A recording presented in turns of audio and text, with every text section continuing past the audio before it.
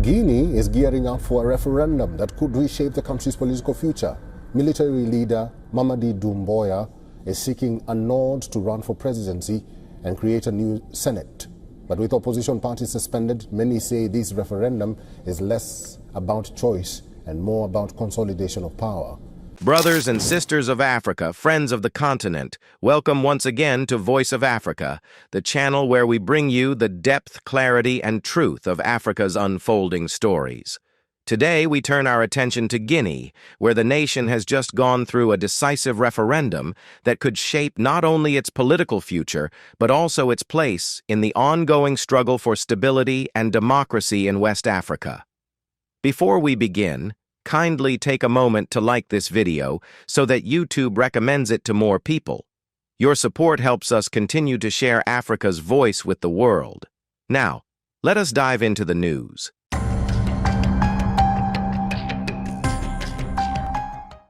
Yesterday in Guinea, millions of citizens were called to the polls for a referendum that has been the subject of heated debate, both within the country and across the region. This vote is about adopting a brand new constitution to replace the transitional charter that has been in place since the 2021 coup. That coup brought Colonel Mamady Doumbouya to power after the ousting of President Alpha Condé.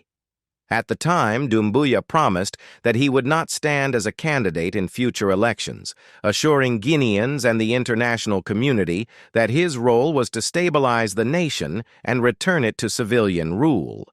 Yet, the proposed constitution being voted on changes those terms in a significant way.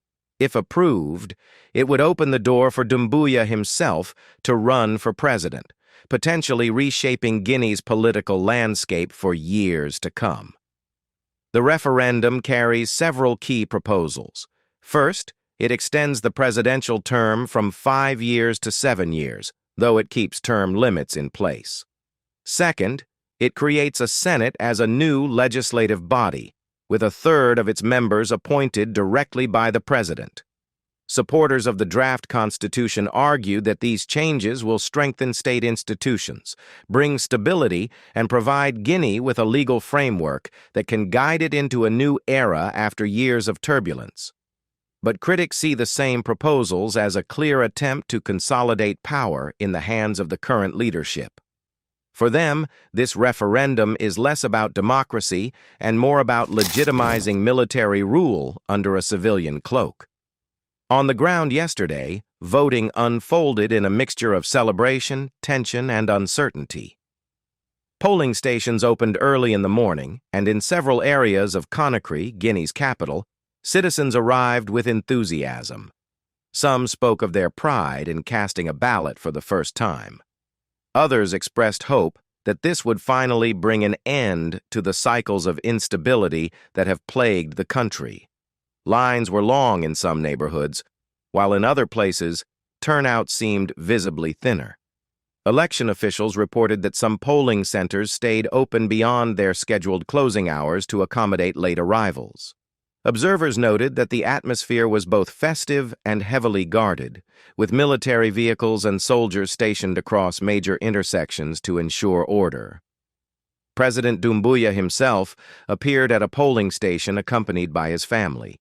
Surrounded by heavy military security, he cast his vote as cameras captured the moment. Across Conakry, posters, billboards, and rallies promoting the Yes campaign had been visible for weeks leading up to the vote. Concerts and public gatherings organized by government supporters amplified the message that approving the Constitution was a step forward. Religious leaders and local officials also took part in encouraging participation. However, the visibility of the No campaign was almost absent. Opposition parties had been suspended months earlier, and many of their leaders had called for a boycott, labeling the entire process a power grab. This boycott call has raised serious questions about the legitimacy of the referendum. For the result to be valid, Guinea's constitution requires a minimum turnout of 50% of eligible voters. With about 6.7 million citizens registered to vote, reaching that threshold is essential. Opposition groups are banking on low participation to discredit the process, while government officials argue that the turnout will be enough to validate the result. But beyond numbers, the absence of opposition voices during campaigning has left many Guineans with only one dominant narrative, that approving the Constitution is the only path forward. Media restrictions have also shaped the vote. Several independent outlets were suspended in the run-up to the referendum, and journalists critical of the government were either arrested or silenced. Civil society activists raised concerns that with literacy levels low in the country and without access to diverse sources of information, many citizens could not fully understand the content of the new constitution or its long-term implications. Instead, they were presented with the campaign's slogans and official narratives. This raises the question, how informed was the choice being made at the ballot? International observers and human rights organizations are also watching closely. For them, the key issue is not only what the Constitution says, but how the process leading to it has been conducted.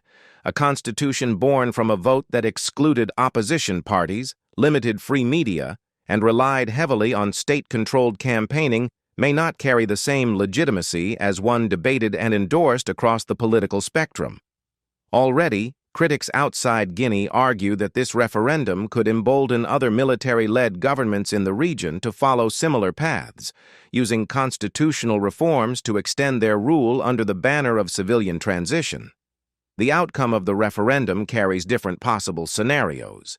If the yes side wins with strong numbers and turnout surpasses 50%, the government will present it as a popular mandate to move forward. That would open the door to elections under the new rules, where Doumbouya could potentially stand as a candidate. If turnout falls short, however, the result could trigger a political crisis. The government may still try to enforce the changes, but without meeting the legal threshold, its legitimacy would be called into question. And if the no vote gains more support than expected, the leadership will face pressure to reconsider its approach. Whichever way it goes, the coming days will be critical in shaping Guinea's political trajectory. For ordinary citizens, the stakes are deeply personal. Many Guineans want peace, jobs, education, and a functioning health system. Years of instability, coups, and contested elections have left scars. To them, what matters is whether the government, civilian or military, can deliver real improvements in their daily lives. Some citizens support the referendum because they believe stability requires giving the leadership more time and more power to implement reforms. Others reject it because they fear that giving leaders too much control only risks repeating the mistakes of the past, where promises of reform turned into decades of entrenched rule. This referendum is also part of a broader pattern across the Sahel and West Africa. In recent years, countries like Mali, Burkina Faso, and Niger have also experienced military takeovers and constitutional shifts. Guinea's decision will therefore have implications beyond its borders. If Doumbouya succeeds in passing this constitution and later runs for office, it could set a precedent for other military rulers in the region who seek ways to transform their transitional mandates into long-term authority. Conversely, if the referendum fails or faces strong pushback, it might signal to the region that such paths are not easily accepted by citizens or the international community. As of now, votes are still being counted, and official results will take time to emerge. The Electoral Commission faces the challenge of proving that it can conduct the process transparently. Any sign of manipulation, delay, or irregularity will add fuel to suspicions already voiced by the opposition. The next few days will therefore test not just Guinea's political leadership, but also its institutions, its ability to uphold rule of law, and its commitment to a genuine transition. In conclusion, the referendum in Guinea is more than a simple yes or no vote on a new constitution. It is a test of the country's democratic aspirations, a measure of its people's trust in the current leadership, and a signal to the rest of Africa about how nations emerging from coups navigate the path back to civilian rule. Whether this becomes a turning point towards stability and progress, or whether it becomes another chapter in the cycle of contested power, will depend on how fairly the process is managed, how the results are received, and how the leadership responds to the will of the people. Brothers and sisters, Guinea stands at a crossroads. The decision taken yesterday will echo far beyond Conakry, influencing not only its citizens, but also the region's ongoing debate about governance, sovereignty, and the future of African democracy. We will continue to follow this story closely, bringing you updates as events unfold. If you found this report helpful, please like this video so YouTube recommends it to more people, and subscribe to Voice of Africa to stay informed about the continent's most important developments. Your voice, your attention, and your engagement matter as Africa writes its own destiny.